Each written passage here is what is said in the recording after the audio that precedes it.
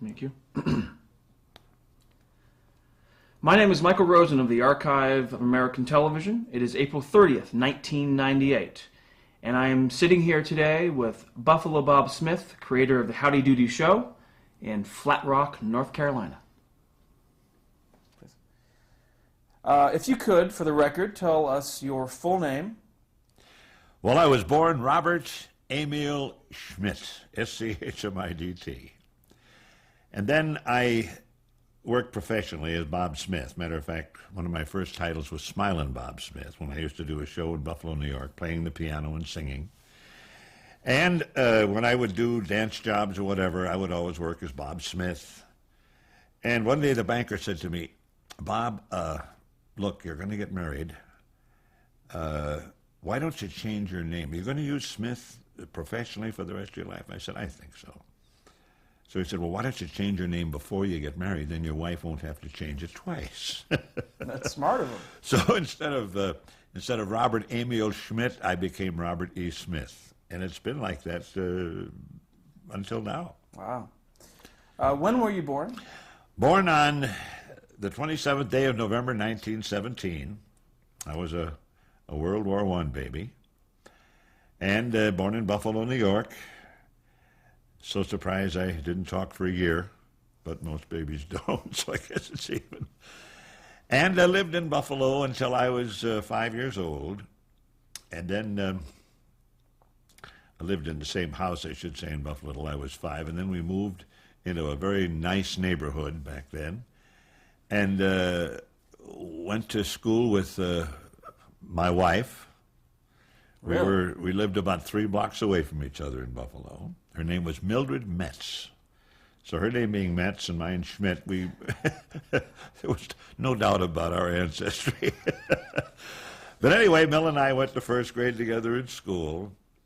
And what school was this? That was Public School 53, PS 53 in Buffalo, New York. It was on Winslow Avenue, and the graduation ring said WAS, Winslow Avenue School. But we said, no, that means we are smart. And I wish I would have brought it down here, but when we were in 3rd grade, my wife Mill had an autograph book. All kids had autograph books back then. So I wrote in her book, I wrote, Dear Millie, roses are red, violets are blue, garlic is strong, and I'm garlic for you. How about that? This was when? In 3rd grade. 3rd grade. So you had a crush on her? Well, yeah, I always liked Mill. See, we ice skated. In Buffalo, you could ice skate from Thanksgiving till Easter. Every day you could plan on ice skating because it was ice up to, And we always, what can I say? Every weekend we'd ice skate after school sometimes.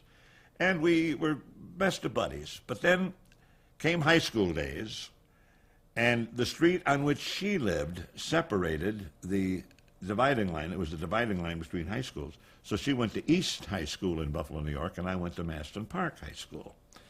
But we still saw each other at the ice skating rink. And then, of course, she dated and I dated other people. But then in 1939, I had a summer theater in Buffalo, New York, 1939 and 40, on the shores of Lake Erie. And I was on my way to the theater one night, and I happened to see her, and I said, hi, Mel, hi, would you like to go to the theater tonight and watch our show? I said, I'm in it. She said, oh, yeah, I'd love to. So she went to the theater with me. I sold the tickets at the door. She collected them. And from there on, we went steady. That was in the summer of 1939, and we were married in 1940. One of those Roosevelt Thanksgivings. If you remember, Roosevelt moved Thanksgiving to the 3rd week, the 3rd Thursday in November instead of the 4th, because it was deep, dark down depression back in 1939-40. And they figured that would give the people another week to shop for Christmas. So we were married on November 21st, 1940, and just had a wonderful, wonderful life together. Can't thank the good Lord enough for the great life we had. We had 3 wonderful sons. Our oldest son, Robin, was born in December of 1941. He is now a urologist out in San Diego. And Ronnie was born June 1st, 1943. Ronnie he was a broker, and then he became vice president of Morgan Stanley in charge of zero coupon bonds, did very, very well. He retired in 1990 when he was only 48. And then our youngest son, Chris, was born in 1954, November 1st. And Chris is a psychologist at the Florida State Mental Hospital in Chattahoochee, Florida. These are the people that are declared not mentally up to being tried for the 5 or 6 or 7 murders that they committed. And then it's up to Chris and his staff to decide that, yes, they are ready. All very wonderful, noble professions. Very, very, the good Lord blessed us with 3 wonderful children and wonderful families. They didn't catch on to the showbiz bug, huh? No, Robin played trumpet. The oldest one played trumpet and played very well. And then Ronnie took piano lessons, and he did fairly well. And when Robin went to prep school, he said, "Gee, Dad, do I have to practice while I'm in prep school?" I said, "Well, don't you want to play trumpet?" "No, not really. I want to play baseball, basketball, football." Great athlete. So he stopped taking trumpet lessons, and Ronnie promptly said, "Well, if Robin doesn't have to take trumpet lessons, so I have to take piano lessons," even though he wasn't old enough to go to prep school. I said, "Well, not if you don't want to play, Ronnie." So, no, that was the end of it. Chris took piano lessons for a few years and not particularly crazy about it. So I was the only one that stayed in show business. Ronnie still plays guitar, the middle son, Ronnie, who's lived just a few miles south of us here in Columbus, North Carolina. It's on account of him that we settled here in Flat Rock. He and his wife celebrated their 25th wedding anniversary in November of 1990.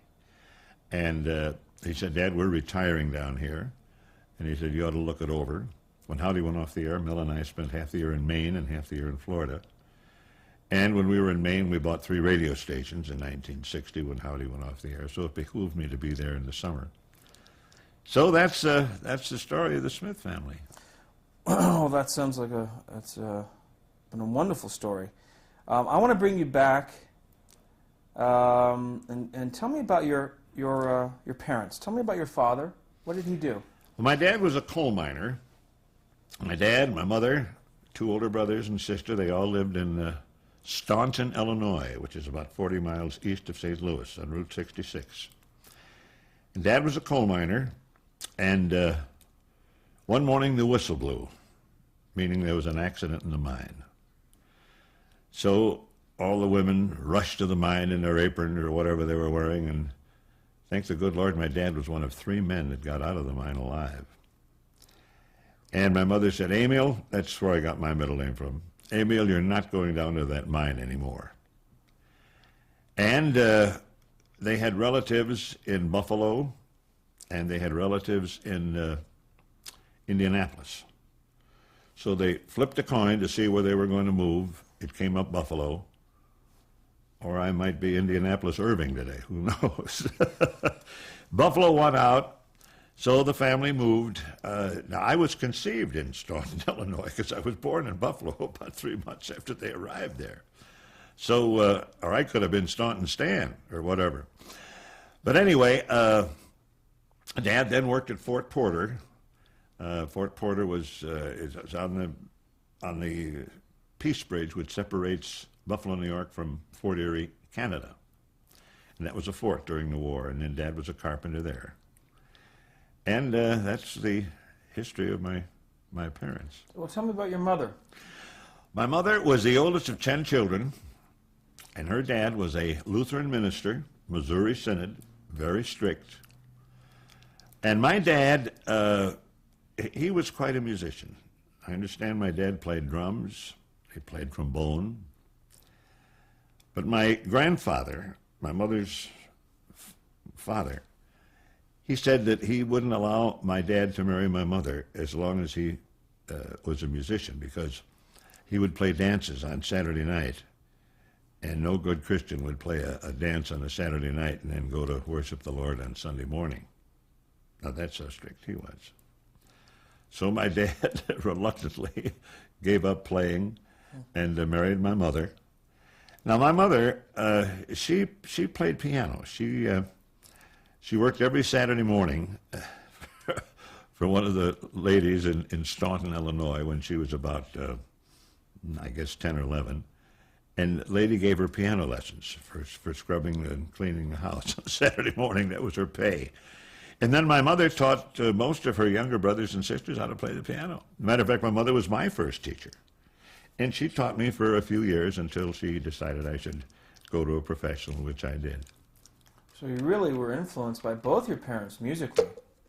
When did you first become interested in music? I mean, enough to start to play an instrument on a regular basis? Well, when I was 5 years old, believe me, I could go up to a piano and with one finger play something I knew the melody to, like Silent Night or Jingle Bells. And I would go right to the piano and play the right notes. I didn't have to pick it out. I mean, my ear told me where the notes were, and I could do that. And then my dad said, gee, we gotta do something with Babe. I was the baby of the family. I was the youngest of four. He said, he shows ability. And then it's when my mother started to teach me scales and easy things. And then the church where we went to in Buffalo, Emmaus Lutheran Church, the pastor's daughter was a very accomplished musician. She is a great pianist and organist, graduate of Eastman School of Music in Rochester, New York. And she started giving me piano lessons when I was 8 years old.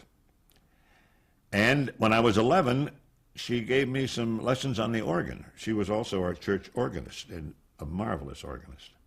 And she gave me maybe, 10 lessons on the organ.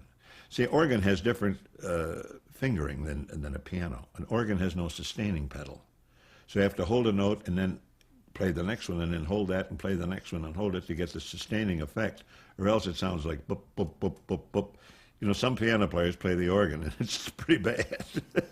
So she taught me how to use the finger substitution, as we call it.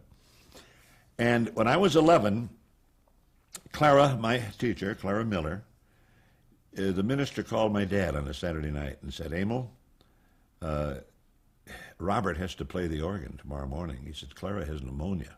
He said, we don't have anybody to play. He said, Robert knows the service, and I know he can play it. So I was 11 years old. I played Sunday school at 9 o'clock, English service at 10, and a German communion service at 11:15. So at this point, obviously, you can read music, and you were able to, you obviously knew the music that they played at the church, and was able just to wing it. Could have played it without the book. I knew it, yeah. Oh, yeah. The Lord gave me a good ear. And I have, I won't say perfect pitch, but I have relative pitch. I come within a quarter of a note of being right on. What were your interests other than music as a child? Were you a reader? Did you read? Did you? Not particularly. My eyes were never great. I mean, I would read for an hour and I'd fall asleep. To this day, I can't read much more than an hour. I don't know what kind of eyes I have, but I'm not a good reader. Write? Yes, I can write forever. I mean, I can arrange music for 8 hours running, sitting. But no, I was not a reader. I loved sports. I played professional baseball until we moved to New York in 1946. I played baseball, basketball. I must tell you a story about my football playing. When I was a kid, I was maybe 10 or 11 years old, and we had a football team, and I owned the football, so I was the quarterback. And my dad insisted that I come home from school and practice an hour first before I went out to play. Well, this particular day, we were playing in the finals. We got out of school at 3, so at 3:30 we were supposed to play football. The finals. So I suited up, didn't practice that day. I went out and played football at 4:30.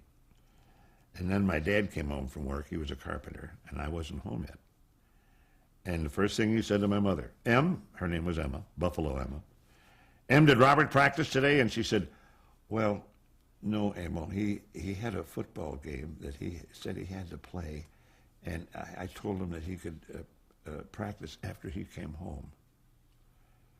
So I got home at about 6 o'clock, and my dad said, you didn't practice today? I said, well, no, Dad, I was going to do it now. I told you you're practicing before you go out and play. Where's your football? I gave him my football. And he took me down into the cellar, opened the furnace door, put a knife into the football, threw it into the furnace, and made me stand there and watch it burn. He said, now when do we practice? I said, well, before we play football, I guess. So I sort of had to be a musician. I had no other way. When did you start enjoying it then? Well, I always enjoyed it, but my dad was, he was strict but very, very lovable. He really wanted me, he wanted me to be a pianist, and I had to practice an hour a day. And back then, practicing was very monotonous. All we did was scales for the first, and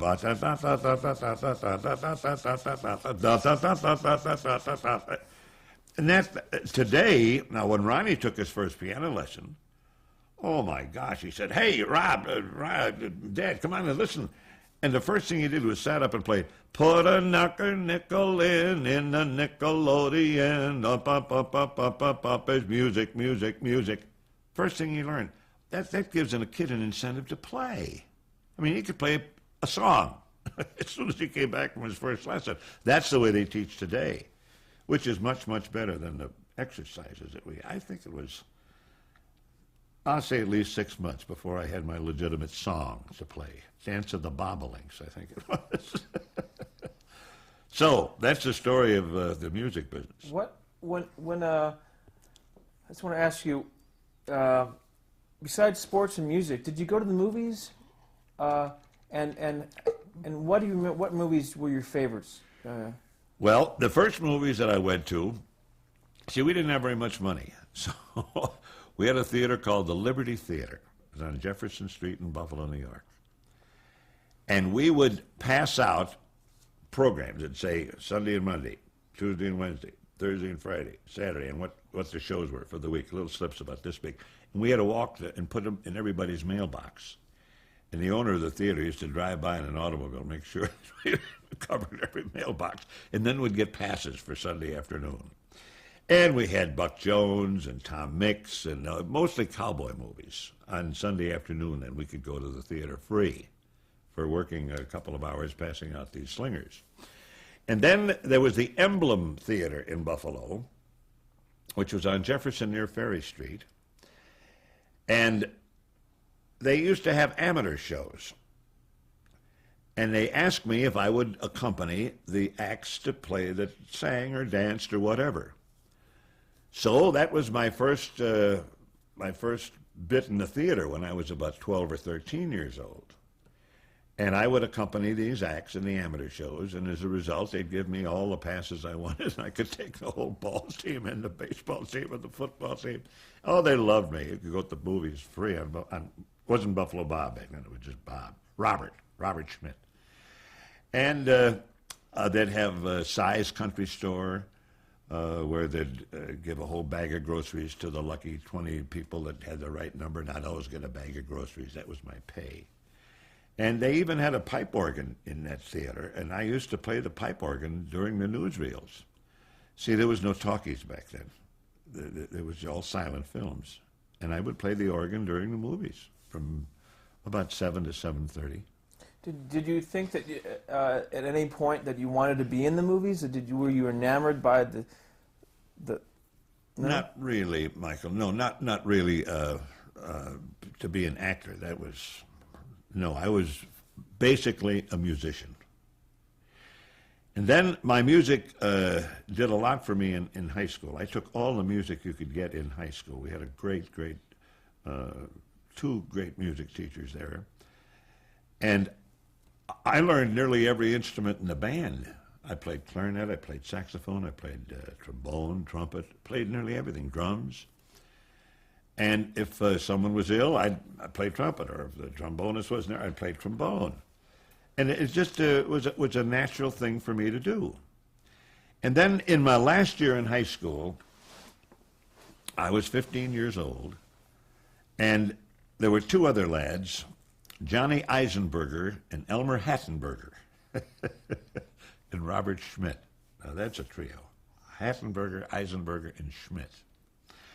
Well, we sang together, and now Johnny Eisenberger, the fellow who sang lead, he had a marvelous voice. He won the Atwater Kent auditions. Atwater Kent made some of our radios back then, and they used to have auditions and get the best whatever. Well, Johnny had a great baritone voice, and Elmer was a fine tenor, and I sang the third part, the baritone. Johnny sang lead, Elmer top, and I sang the bari, and I made arrangements, and we did the current tunes, the popular tunes of the day. Did you have a name? Yeah, the High Hatters Trio. They couldn't call us Hattenberger, Eisenberger, and Schmidt. We'd look too long in the marquee. So we were the High Hatters Trio. And this was about, what, 1933? Exactly, 1933, which was the year of repeal, the year that beer came back. So we were in, I guess at my house rehearsing one night, and somebody said that the Simon Brewery in Buffalo was going to have a show called the Simon Supper Club of the Air, and they were auditioning talent for it. They had a great 17-piece orchestra. So someone said, why don't you audition for that?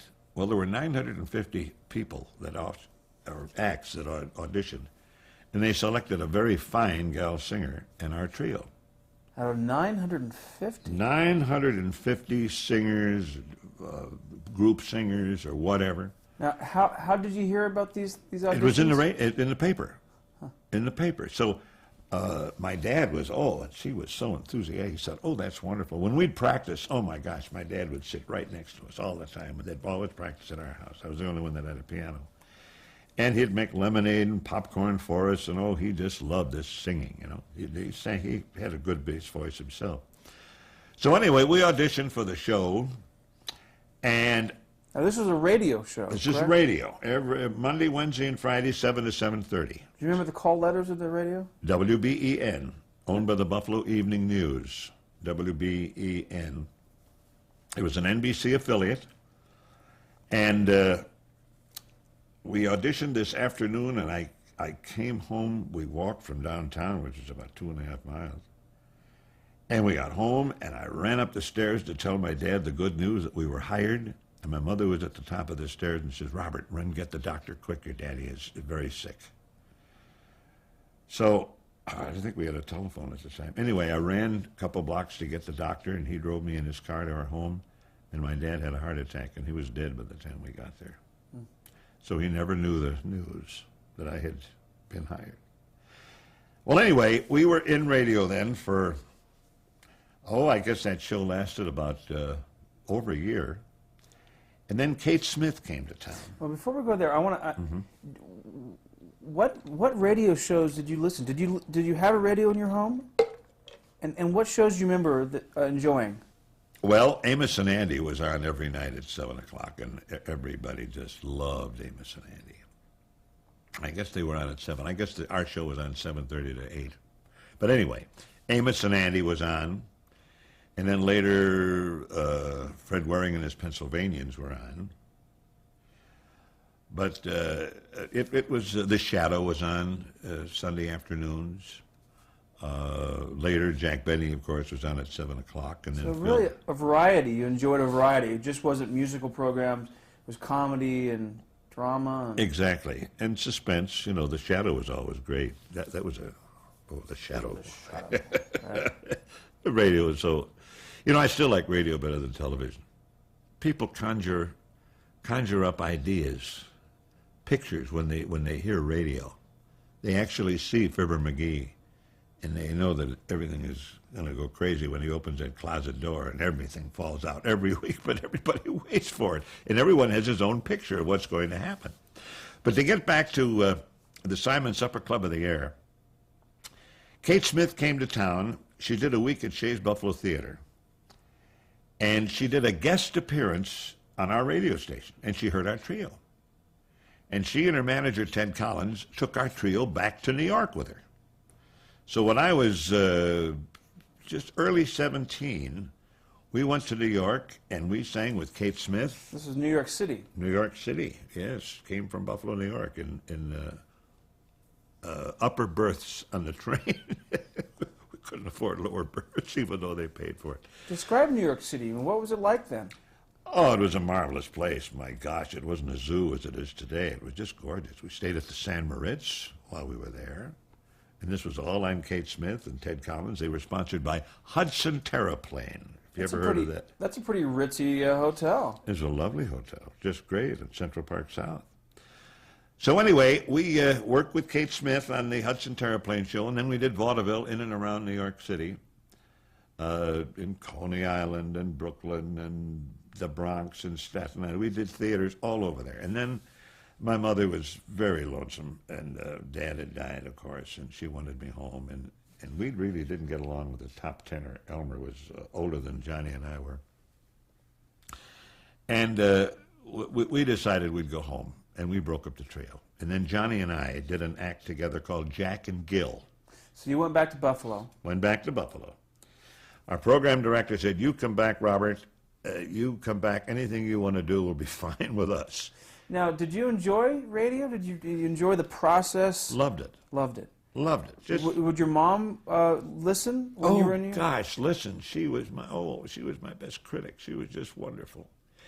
And then I had a big break. At the radio station where I worked, there were 3 staff pianists. One was a lady, and she got married and moved out of town. And the boss made me one of the 3 staff pianists. I was a staff pianist at a radio station when I was 17 years old. What station was this? This was WGR and WKBW back then. This was called the Buffalo Broadcasting Corporation. And it was, they had amateur shows every Sunday afternoon. And people would audition, and I would audition them and play for them, of course. And they'd come in and, what are you going to sing? And say, well, I'm going to sing South of the Border. What key do you play? Oh, I don't know what key. Do you have any music? No. Well, I'd have to play South of the Border in whatever key he sang it. I mean, if he said, well, give me a starting. Oh, but South of the Border. Okay. And I had to play what they were going to sing in whatever key they were going to do. But it just came natural for me to do that. And the boss knew that. And that's why I was a staff pianist at age 17. You just skipped over the vaudeville thing, and I'd like just to ask you, if you go back, tell me about your vaudeville act with, was it Mickey Feely? Mickey Feely. Mickey Feely, that's right. Now tell me, what exactly was your act? What was your gig? Well, when we were on the Kate Smith show. This was in New York City. That's right. This was a full CBS network at the time. There was a man by the name of... oh, dear. I'll think of it in a minute. Tom Kennedy. And Tom Kennedy was a booker. He booked vaudeville acts. And he had the Radio Rogues. And he had Red Skelton. And he had top people back then. And his wife was Mickey Feely. Mickey Kennedy, really, but her stage name was Mickey Feely. And she sang very, very well.